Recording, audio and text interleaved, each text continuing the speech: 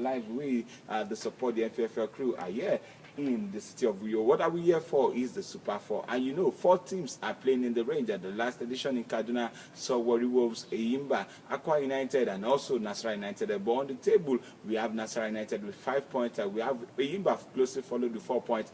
Akwa United 4 points, and Warri Wolves are also with 3 points sitting below. But today, we have 2 games. Today is the day 1 here in the city of Uyo at the Goosewell at Pabio Stadium. So we'll have Wale Kodri. Wale, it's good having you on the show this morning. Yeah, I'm happy to be here once again, for the second round of the Nigeria Professional Football League Super 4 tournament. All right, let's look at what we have today. The day 1 edition, talking about 2 games will be played today.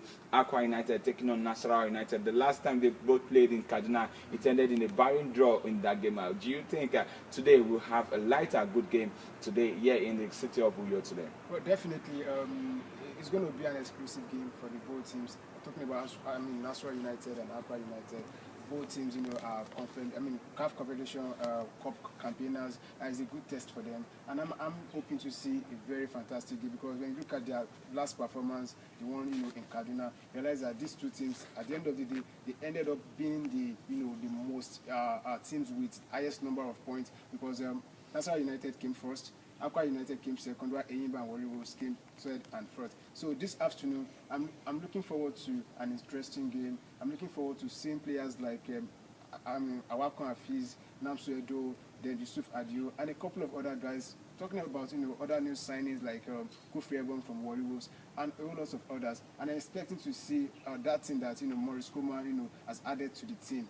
Talking about technical input. Right now we are close to the field where the game will be continued to be played this day. The first game is at 5 p.m. Nigerian time, talking about Akwa United and Nasarawa United. And while we are up there, we're looking at what is the chances of Akwa United. They've never lost a game here in the stadium, and that is one moral booster for the time. We spoke with the chairman of the club, who said that since they've been playing on this stadium, they are yet to take the 9 points on this ground. Do you think Akwa United has a chance taking the 9 points against all the 3 teams, starting from Nasarawa United this evening? I think it's going to be a tough one, for Akwa United, to pick the maximum 3 points here. When you put into consideration that, the form of Nasarawa United, even before towards the end of the season, from the mid-season to the end of the season, they've been putting on, some interesting performance. And their last time, the last time they came to Akwa here, to play host to Akwa United, our games, was played under the floodlight, and then Akwa United won them by a lone goal, isn't it? 2 goals to 0.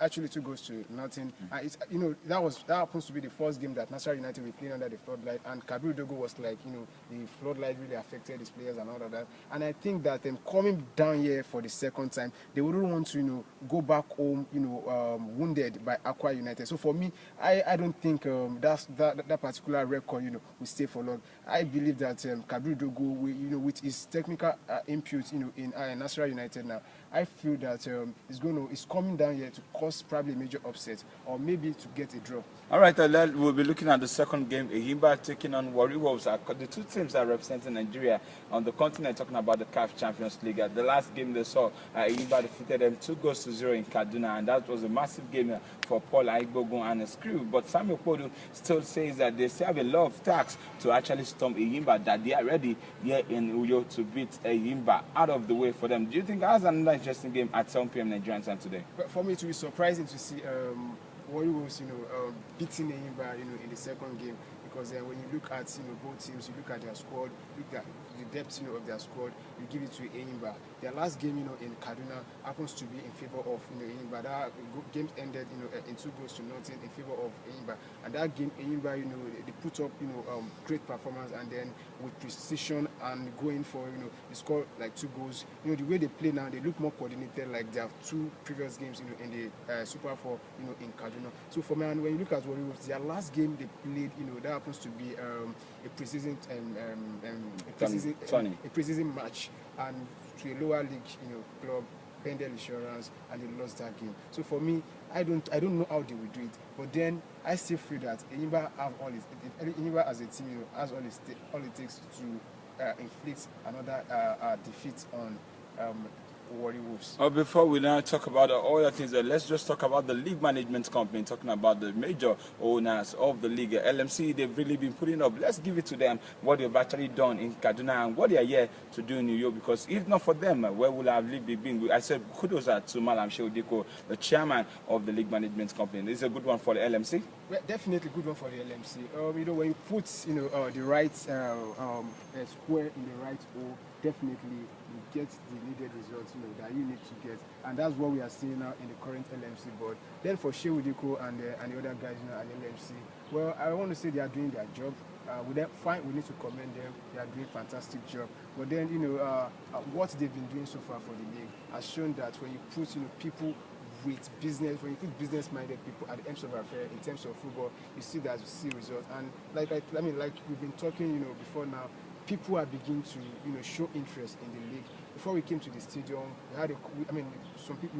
We spoke with some people from Germany and all of that. They've been showing interest in the league. It shows that we are doing the right thing. But then they need to improve on some other areas. Wale, before I let you go, let's just call on to the fans of Akwa Ibom, wherever they are right now, that at 4 p.m. we want the stadium to be full, because if not for the fans, we're at the players that will play for them. So we know that this stadium is about 60,000 capacity. And what are you expecting from the fans to come out there to watch the good football Nigerian Football League has really produced in the past years? Well, for the fans, they've been supportive, right from day one, ever since the commission, of the stadium. They've been coming out en masse, to support their darling team, Akwa United. Well, a couple of times you see them on TV, sitting and then sharing their team, to victory. But for me today, for the fact that we have the top 4 teams, in Nigeria playing, in their state, definitely I'm expecting them to come out, en masse to support. Though we might not, have the stadium filled to the capacity, filled to the brim in the first game or the second game. But then the game on weekend, I believe the fans will troop out in their numbers. All right, the fans troop out in numbers to come and catch the best of the Super 4 at the Godswill Akpabio Stadium. On behalf of the production crew, I want to thank Wale Kodri for me having him here this lovely morning in the city of Uyo, and also our producer and our director talking about Alonge Akilolu. He has been a great man doing it from behind there. On to the end of the first game today and second game today. Support the NPFL is the best.